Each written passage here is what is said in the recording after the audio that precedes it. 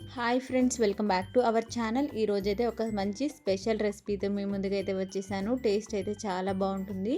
ఒక half KG వరకు mixed మటన్ని తీసుకోవాలి. మిక్స్డ్ మటన్ అంటే మటన్లో అన్ని రకాల భాగాలు ఉంటాయి కదా, వాటన్నింటిని కలిపి తీసుకున్నాను. స్పెసిఫిక్గా ఒక పార్ట్ అంటూ కాకుండా ఇలా మిక్స్డ్ మటన్ని ఒక హాఫ్ కేజీ వరకు తీసుకుని ఒక్కసారి బాగా శుభ్రంగా కడుక్కోవాలి. ఇలా ఒకసారి వాటర్తో కడిగిన తర్వాత నీళ్ళు లేకుండా తీసి వేరొక బౌల్లోకి వేసుకొని మటన్ మునిగేంత వరకు వాటర్ని యాడ్ చేసుకోవాలి. ఒక 1.5 గ్లాస్ వరకు వాటర్ని యాడ్ చేసుకున్నాను.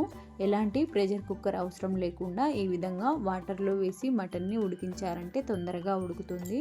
కర్రీ చేయడానికి ఎక్కువ టైం పట్టకుండా ఉంటుంది.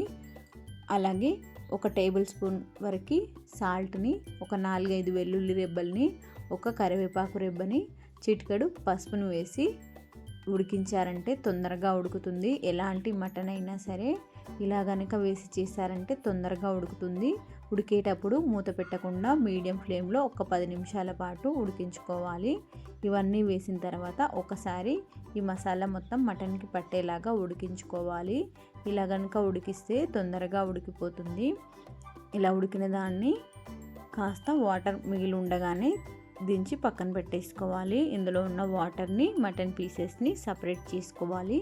ఈ విధంగా స్ట్రెయినర్లోకి వేసుకుంటే వాటర్ అండ్ మటన్ పీసెస్ రెండు కూడా సపరేట్ అయిపోతాయి. ఇప్పుడు దీనిని పోపుకి రెడీ చేసుకోవాలి. ఈ మటన్ పోపు తయారీకి ఒక లోతైన వెడల్పాటి గిన్నెను పెట్టుకొని ఒక 2 పావుల వరకు ఆయిల్ని వేసుకోవాలి.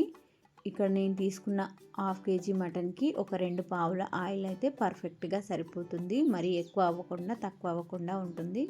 ఆయిల్ వేడెక్కిన తర్వాత ఒక పావు టేబుల్ స్పూన్ జీలకర్రని, ఒక పావు టేబుల్ స్పూన్ సాజీరని, ఒక 2 బిర్యానీ ఆకుల్ని, ఒక దాల్చిన చెక్క ముక్కని వేసుకోవాలి. ఇందులో జీలకర్ర అనేది ఆప్షనల్. అలాగే ఒక 2-3 పచ్చిమిర్చిని, ఒక సన్నగా తరిగి పెట్టిన ఉల్లిపాయని వేసి బాగా వేపుకోవాలి. ఇవి బాగా ఎర్రబడక ముందే చిటపటలాడే వేడి ఉన్నప్పుడు కరివేపాకును వేసి ఫ్రై చేసుకోవాలి. అలాగే ఒక ఫుల్ టేబుల్ స్పూన్ నిండా అల్లం వెల్లుల్లి పేస్ట్ను కూడా వేసుకొని మీడియంగా ఉడికించుకోవాలి. మరి ఎక్కువ ఉడికించుకోకుండా, అంటే ఉల్లిపాయలు ఎర్రగా వచ్చేంత వరకు ఉడికించకుండా ఇలా కాస్త ఆయిల్ తేలేంత వరకు ఉడికించుకుంటే సరిపోతుంది. ఈ టైంలో ఒక హాఫ్ టేబుల్ స్పూన్ పసుపును వేసి బాగా మిక్స్ చేసుకొని మనం ముందుగా సపరేట్ చేసుకున్న మటన్ పీసెస్ని యాడ్ చేసుకొని ఆయిల్ పీసెస్కి పట్టేంత వరకు ఉడికించుకోవాలి. ఇలా ఒక 5 మినిట్స్ వరకు లో ఫ్లేమ్లో మూత పెట్టేసుకొని ఉడికించుకుంటే సరిపోతుంది. ఇలా పీసెస్కి ఆయిల్ బాగా పడుతుంది. ఇలా ముక్కలు కాస్త రంగు మారిన తర్వాత ఒక 2 మీడియం సైజులో ఉన్న దోసకాయల్ని ఇలా కట్ చేసుకొని పీల్ ఆఫ్ చేసుకొని కట్ చేసుకొని వేసుకోవాలి.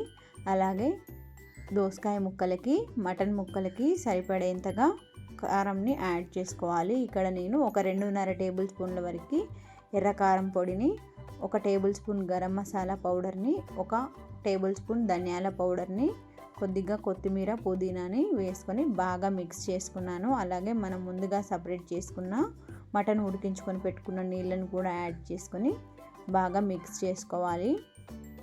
ఇలా ఒక 5 మినిట్స్ వరకు మూత పెట్టకుండా హై ఫ్లేమ్లో ఉడికించుకొని తర్వాత స్టవ్ని లో ఫ్లేమ్లో పెట్టుకొని మూత పెట్టేసుకొని మధ్య మధ్యలో కలుపుకుంటూ ఒక 10 నిమిషాలు అయితే ఉడికించుకోవాలి.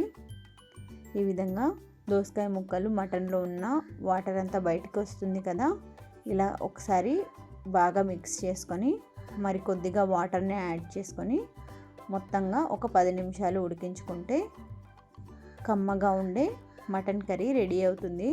పీసెస్ని ఒక 10 మినిట్స్ వరకు ఇలా కర్రీ తయారు చేసేటప్పుడు దోసకాయ కూడా వేసిన తర్వాత మరొక 10 మినిట్స్ లో ఫ్లేమ్లో ఉడికించుకుంటే ఒక 20 మినిట్స్లోనే ఈ కర్రీ అనేది కమ్మగా రెడీ అవుతుంది ఫ్రెండ్స్. కేవలం సింపుల్గా అన్ని ఇంట్లో ఉన్న వాటితోనే ఈజీగా ఈ మటన్ కర్రీని రెడీ చేసుకోవచ్చు. మటన్ కన్సిస్టెన్సీ ఈ విధంగా రాగానే స్టవ్ ఆఫ్ చేసుకొని సర్వ్ చేసుకోవడమే. దీన్ని వేడివేడిగా కనుక తీసుకుంటే కొంచెం గ్రేవీ అనేది వాటర్గా అనిపిస్తుంది.